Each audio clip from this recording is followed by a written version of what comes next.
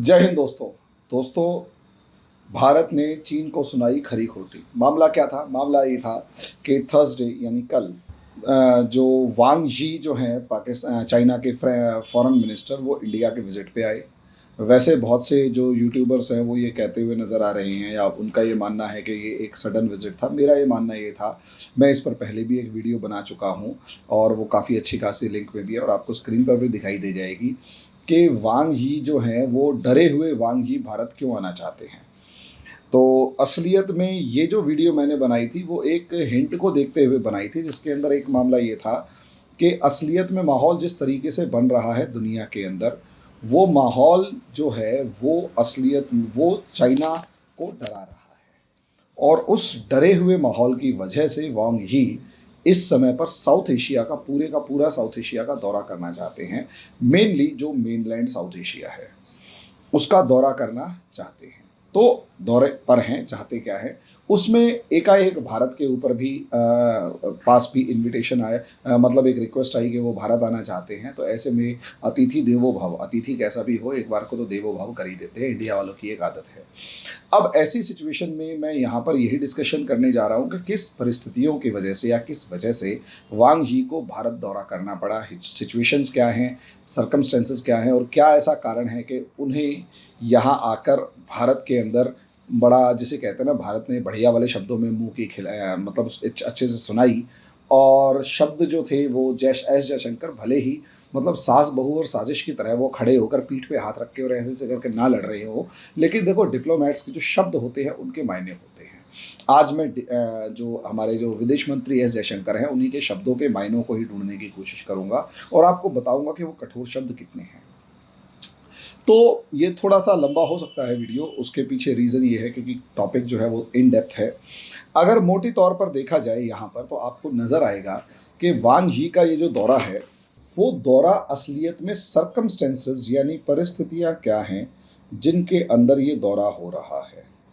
तो मेरा ये मानना है इस समय पर वर्ल्ड ऑर्डर इज़ चेंजिंग। ये वो दौर है जहाँ पर वर्ल्ड ऑर्डर जो है वो बदल रहा है।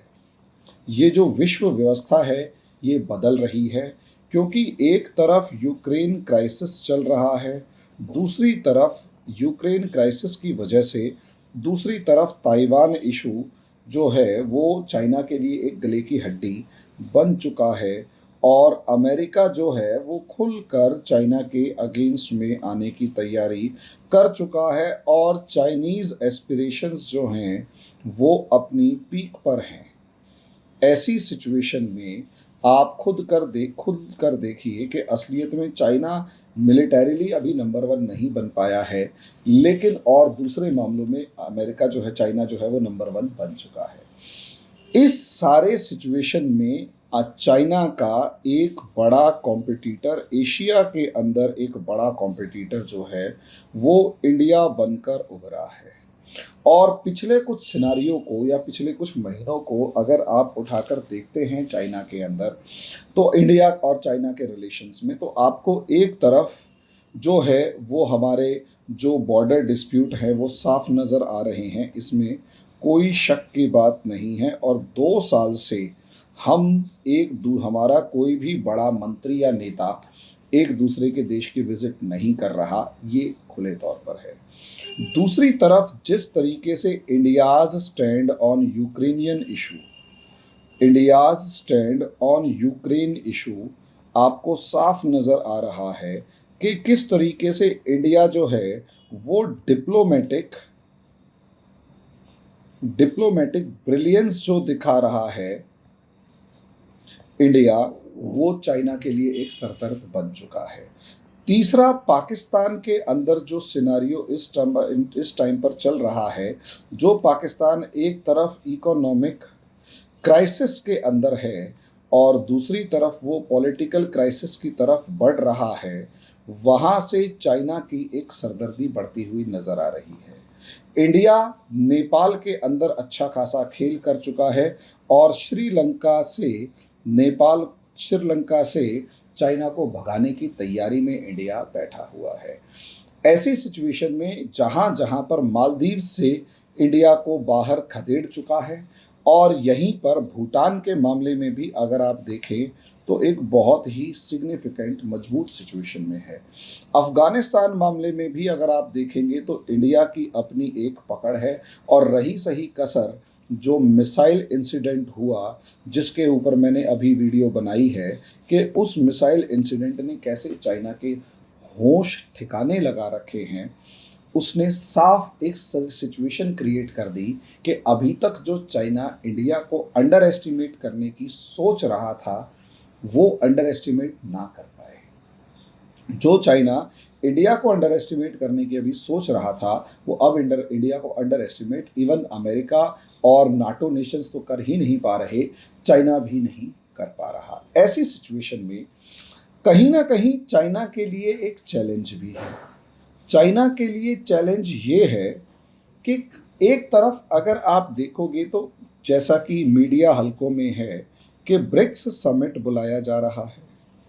अब ये ब्रिक्स समिट चाइना में होना है, 2022 के अंदर चाइना में होना है। पहले ये जो था ये क्या नाम है, इससे पहले 2017 में चाइना में हुआ था, तब सितंबर 2017 में हमारे प्रधानमंत्री जो हैं वो होके आए थे।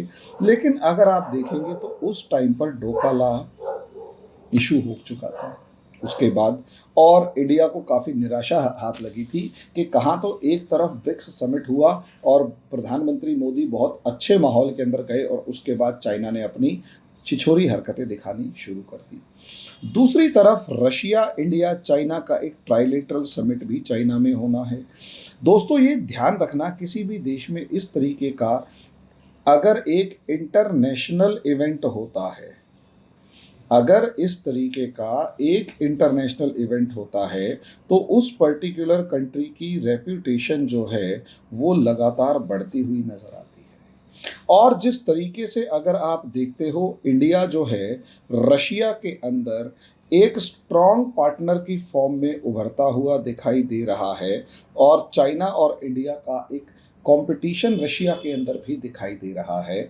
ऐसे में रशिया के ऊपर दबाव तो है ही कि क्या वो इंडिया को इजीली या हल्के में ले। ऐसी सिचुएशन में तब और ज़्यादा दबाव किसी भी देश के ऊपर बढ़ जाता है जब उसके एस्पिरेशंस ताइवान और साउथ चाइना सी के अंदर बढ़े हुए हों, और ऐसे में आपको लगेगा कि ऐसे में अगर किसी का फॉरेन मिनिस्टर लेवल का अगर कोई नेता इंडिया आ रहा है, फॉरेन मिनिस्टर लेवल का नेता इंडिया आ रहा है और वो भी इंडिया के न्योते पर नहीं आ रहा बल्कि इंडिया को रिक्वेस्ट कर रहा है कि हम आना चाहते हैं, तो सिनारियो कुछ और हो सकता है। मेरा मानना ये है कि यहाँ पर आपको हमें दो तरीके से देखना चाहिए। एक, फॉरेन मिनिस्टर जो हैं वो कहीं ना कहीं कॉन्फिडेंस बिल्डअप करने आए हैं, कॉन्फिडेंस बिल्डअप करने आए हैं कि भाई कि एक तरीके से विश्वास बहाली हो जाए। या दूसरी तरफ मेरा जो ज़्यादा मानना है वो ये है कि वो कहीं ना कहीं इंडियन इंटेंशंस को चेक करने आए हैं कि भाई असलियत में इंडियन इंटेंशंस क्या हैं, जिसके अकॉर्डिंग वो ताइवान से लेकर दूसरी जगहों पर अपनी स्टेप्स ले सके। मेरा मानना ये है कि ये जो इंडियन इंटेंशंस हैं वो ज़्यादा इम्पॉर्टेंट है कंपैरेटिवली कॉन्फिडेंस बिल्डअप प्रोग्राम के, क्योंकि चाइना की इंटेंशन जो है वो अच्छी तो है नहीं, ये लगभग पूरी दुनिया जान चुकी है। अब यहाँ अगर आप देखें तो इंडियन रिएक्शन इसमें क्या है, और मेरे हिसाब से जितने ये हमारे फॉरेन मिनिस्टर हैं, मतलब जितनी हमारी फॉरेन पॉलिसी है उसके जो इस समय पर जो पूरी पाइवट जिनके आसपास घूम रही है वो एस जयशंकर सर जो हैं, उनको अगर आप देखें तो उनकी स्टेटमेंट्स जितने नपे तुले सधे हुए तौर पर उन्होंने अभी पढ़ के सुनाई और उनका पूरे का पूरा लॉजिक देखने को मिला, वो आपको समझाएगा कि शक्ल से भले ही वो शांति से, उनके चेहरे पे ऐसा भले ही नहीं ले दिखाई दे रहा कि वो गुस्से में हैं और उन्होंने खरी खोटी सुनाई होगी, लेकिन अगर शब्दों पे ध्यान दिया जाए तो आपको खुल के लगेगा कि उनके शब्दों में एक तरीके की कड़वाहट है जो स्पष्ट तौर पर, जो कि क्लियर वर्ड्स में स्पष्ट तौर पर चाइना को औकात दिखा रहे हैं, बता रहे हैं कि बेटा मान जा वरना मेरे से तो बुरा कोई नहीं होगा।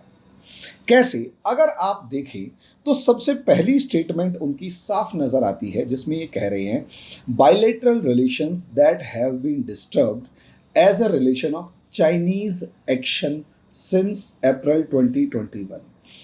एक जगह ये कहा कि हमारे बायलैटरल रिलेशंस डिस्टर्ब हो चुके हैं, यानी हैव बीन डिस्टर्ब्ड का मतलब डिस्टर्ब हो चुके हैं। अब जब कोई भी देश ये कहे कि हैव बीन डिस्टर्ब्ड, इसका सीधा सीधा मतलब है कि हमारे रिलेशन चाइना से अच्छे नहीं हैं, मान रहे हैं कि भाई हम तुमसे नाराज हैं। दूसरा, एज अ रिजल्ट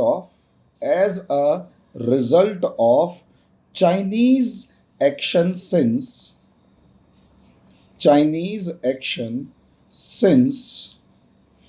अप्रैल 2022, यानी खुले तौर पर हमारे भारत की तरफ से ये कह दिया गया चाइना को कि अब असलियत में बॉर्डर पे जो भी टेंशन है उसका जिम्मेदार केवल और ये मायने निकलते हैं इनके कि उसका जिम्मेदार केवल और केवल चाइना है।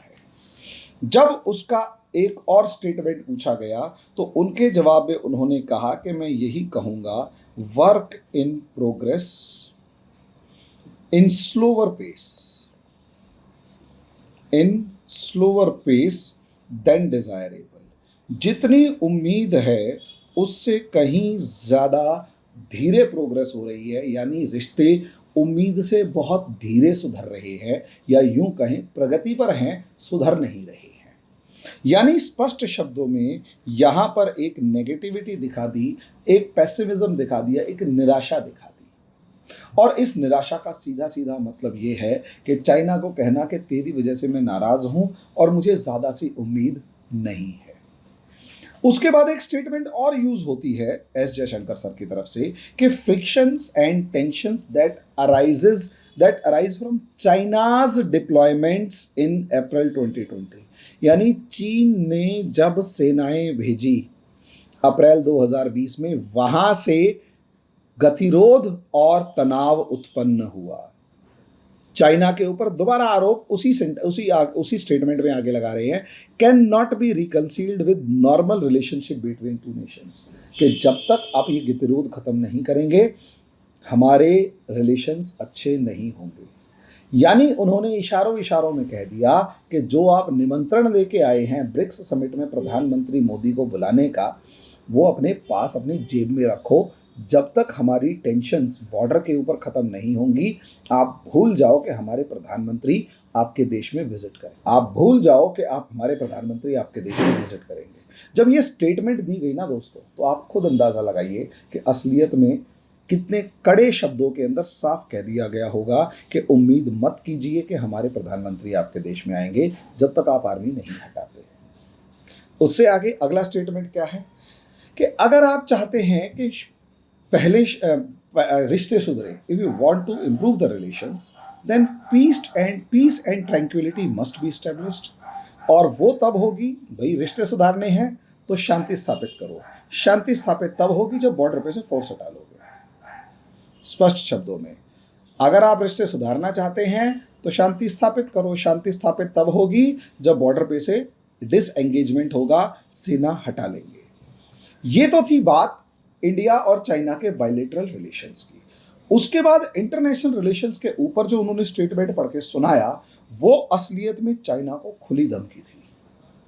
ये खुली धमकी थी चाइना को। खुली धमकी क्या थी? खुली धमकी ये थी, India's principal approach to international relations based on international charters on respect for international laws, UN Charter and sovereignty and integrity of states।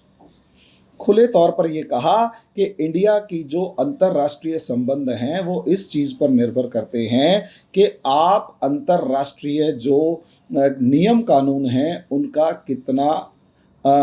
कितना फॉलो करते हो, उसके आधार पर होगा।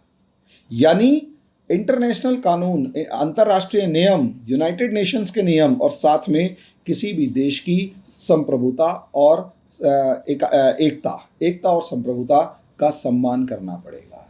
यानी खुले तौर पर कह दिया कि साउथ चाइना सी में जो आप उल्टा सीधा कर रहे हो उसको हम बर्दाश्त नहीं करेंगे।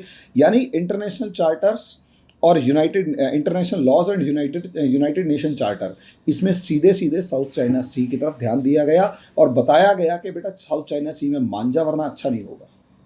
और दूसरी तरफ sovereignty and integrity of states, जो एस जयशंकर सर ने वर्ड यूज किया, sovereignty and integrity of state, खुले तौर पर चाइना को धमकी दी गई कि बेटा या तो तू भूटान से पंगे लेने बंद कर दे, इंडिया की तरफ तो देखना बंद कर दे, इंडिया की तरफ देखना बंद कर, भूटान से पंगे लेना बंद कर, और रही सही कसर ताइवान के ऊपर आंख उठाई तो आंखें फोड़ देंगे बेटा, गोटियां खेलेंगे। शॉर्ट में समझिए, इस शब्द में धमकी छिपी है, और धमकी को समझिए, ये शब्द ही होते हैं जो किसी भी देश को डिसाइड करवाते हैं कि उसका डायमेंशन क्या है।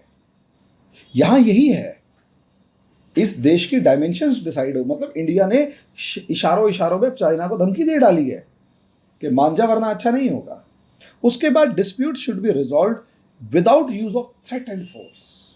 ये जो शब्द इस्तेमाल किया ना कि दो देशों के बीच में जो भी संबंध खराब हो रहे हैं, ये थ्रेट, धमकी और बल प्रयोग के आधार पर ठीक नहीं हो सकते। इन्हें सही धमकी और बल प्रयोग के आधार पर सही नहीं किया जा सकता, ये समझ लीजिए।